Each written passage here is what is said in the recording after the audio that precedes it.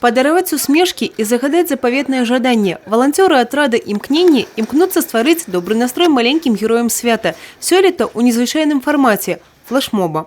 Мне это дарит огромные эмоции. Видеть улыбку детей, только они счастливы, загадывать желания – это очень прекрасно. Это на самом деле очень весело. Я очень счастлив, что я помогаю детям и дарю им счастье.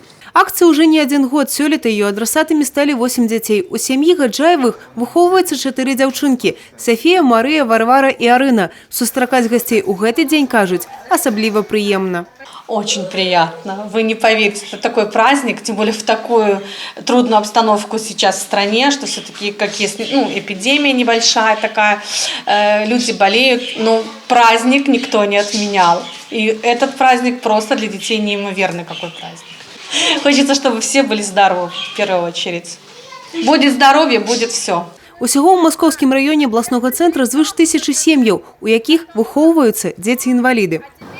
День защиты детей поздравляем многодетные семьи. Причем мы выбираем те семьи, где воспитываются дети-инвалиды. Это наиболее категория, которая, естественно, требует большего внимания, нежели остальные. Акция проводится, уже на самом деле не первый год, дабы поддержать детей, которые воспитывают, дабы поддержать семьи, в которых они воспитываются, дабы напомнить им, что о них помнят, о них тоже помогают заботиться. Удзельнікі акцыі ўпэўнены, усе запаветныя мары абавязкова спраўдзяцца, а энергія для іх выканання – радасць і усмешкі. Евгения Мороз, Тыгран Акопян, телерадиокомпания «Брест».